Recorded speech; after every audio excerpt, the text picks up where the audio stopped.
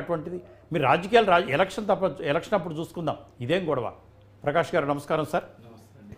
Yes, welcome to news 360 sir. మీరు అంటే ఒక పార్టీ కన్నా కూడా నేను అద్దంకి దయాకర్ గారిని మిమ్మల్ని గౌరవించే పద్ధతి వేరు, మీరు పోరాట పటిమ వేరు, పోరాడే పద్ధతి వేరు. ఈ ఇన్సిడెంట్ కావాలని చెప్పి మా సంధ్య గారు మిమ్మల్ని పిలిచింది. You are suitable person for this. Thank you అండి, మీకు శుభాకాంక్షలు. ఎందుకంటే ఒక కొత్త ఛానల్ ద్వారా మిమ్మల్ని నేను చూస్తున్నాను. టీవీ5లో ఎన్నోసార్లు మనం కలుసుకున్నాం. సో అందుకని అద్దంకి దయాకర్ గారు, మీరు, తర్వాత బాలకోటయ్య గారు చూస్తుంటే నాకు ఈజ్ ఎనఫ్ లైఫ్ అనిపిస్తుంది ఒక్కోసారి మీ అందరిని చూస్తుంటే. మాధవీలత గారికి అలాగే దయాకర్కి ఇద్దరికి నమస్కారాలు.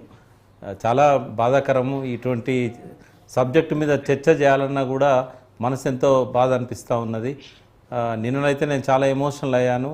ఒక బహుజనుల బిడ్డ ఇట్లా మాట్లాడడం వల్ల బహుజనులంతా తలదించుకునే పరిస్థితి తీసుకొచ్చింది. ఇట్లాంటి పరిస్థితి రాకూడదు ఎవరికి కూడా.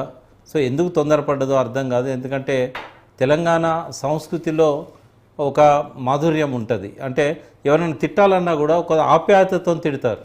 ఆ తిట్టులో కూడా ఒక ఆప్యాయత కనబడుతుంది. కానీ ఇంత అవమానించే విధంగా తెలంగాణలో ఎప్పుడు ఎవరు కూడా ఈ స్థాయిలో ఉన్న వ్యక్తులు కావచ్చు, లేదా రాజకీయాల్లో ఉన్న వ్యక్తులు కావచ్చు, ఇటువంటి దుర్మార్గమైన, నిరాధారమైన, నీచమైన ఆరోపణలు చేసిన ఉదాహరణలు అయితే నాకు కనబడట్లేదు. గత 50 సంవత్సరాల నుంచి రాజకీయాలను గమనిస్తున్నా, రాజకీయాల్లో ఉన్నాను.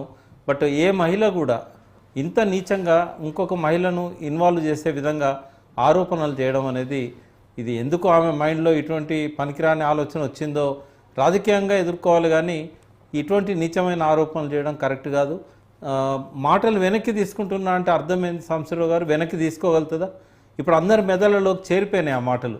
ఇప్పుడు రాసిన కాగితాన్ని చింపేయచ్చు, కానీ మాటల్ని వెనక్కి తీసుకోవడం అనేది సాధ్యం కాదు. మీరు అన్నట్టుగా ఇది క్షమించరాని నేరం. నిన్ననైతే నేను డిమాండ్ చేశాను రేవంత్ రెడ్డి గారిని, ఆమెను బర్తరఫ్ చేయాలి క్యాబినెట్లో నుంచి. ఒక్కసారి ఇటువంటి తీవ్రమైన చర్య తీసుకున్నట్టయితే ఇంకొకరు ఎవరు కూడా సాహసించరు. మాట్లాడే ముందు ఆమెను గుర్తు చేసుకుంటారు. ఇవాళ మాటలు ఉపసంహరించుకున్న అనగానే, వెనక్కి తీసుకున్న అనగానే దాన్ని ఒక నాన్ ఇష్యూగా చూడడం అనేది కరెక్ట్ కాదు. రేవంత్ రెడ్డి గారి నుంచి మేము క్షమాపణలు కాదు ఎక్స్పెక్ట్ చేసేది. ఫస్ట్గా ఏంటంటే ఆమె విషయంలో డైరెక్ట్గా ఏదో ఒక చర్య ఆయన ప్రకటించాల్సిందే.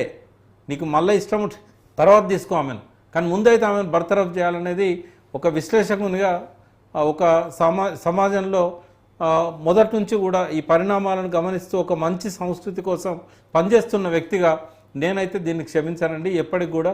ఒకటి నా విషయంలోనే వాళ్ళు నాకు బాగా దగ్గర కుటుంబం. మురళి అన్న, సురేఖ గారు అన్న ఒక ఫ్యామిలీ మెంబర్స్ లాగా. దళిత బిడ్డ, బహుజన బిడ్డగా ఆమెను మేము మాలో ఒక సోదరిలాగానే మేము గౌరవించాం. కానీ మొట్టమొదటిసారి ఆమె కేసీఆర్ని తిట్టిన రోజు కూడా నాకు కోపం రాలే, అసహ్యం అనిపించలే. ఎందుకంటే ఆనాడు ఉద్యమాలలో ఉన్న ఆ తీవ్రత, ఆవేశం ఆమెతో బూతులు మాట్లాడించింది.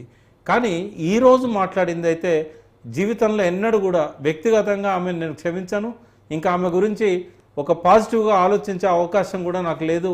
ఇంత దిగజారిపోయిందంటే నా మనసులో ఆమెకి ఇంకా ఏ రకమైన స్థానం కానీ గౌరవం కానీ నాలాంటి వాడి దృష్టిలో లేదని చెప్పి నేను చెప్పగలుగుతా.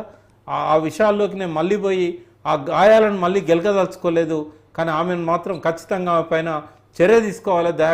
దయాకర్ గారితో నేను కోరుతున్నా, ఈ కేవలం ముఖ్యమంత్రి గారు క్షమాపణలు చెప్పడం కాదు, ఆమె మీద చర్య తీసుకుంటేనే సమాజానికి ఒక మంచి మెసేజ్ ఇచ్చినట్లయితుంది.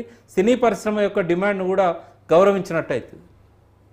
ఎస్, దయాకర్ గారు, మనం తెలంగాణ గురించి మాట్లాడుకుంటుంటే నేను ఒక చిన్నది విన్నాను సార్. దయచేసి ఒక 1 మినిట్లో అవ చేస్తాను. ఓ భార్యాభర్తలు ఇద్దరు కొట్లాడుకొని ఆమె పుట్టింటికి వెళ్ళిపోయింది సార్. ఎక్కడికి వెళ్ళిపోయింది? మన పెద్దపల్లి జిల్లాకి వెళ్ళిపోయింది సార్. వెళ్ళిపోతే వాళ్ళ అన్నదమ్ములంతా కూడా మొదటి రోజు కదని ఊరుకున్నారు. వాళ్ళ ఫ్రెండ్ వచ్చింది సార్. ఇద్దరికి ఒకటే సార్, ఇద్దరు క్లాస్మేట్స్. ఒక 2-3 నెలట్టుగా పెళ్ళయింది. ఏమి అప్పుడే వచ్చేసిన మొగుడిని పెట్టేసి అంటే ఇట్లా కొట్లాట అయింది ఇది అంటే, ఏమి తిట్టుకోవడానికి మీకు బూతులు దొరకలేదా? తిట్టుకోవడానికి మాటలు దొరకలేదా?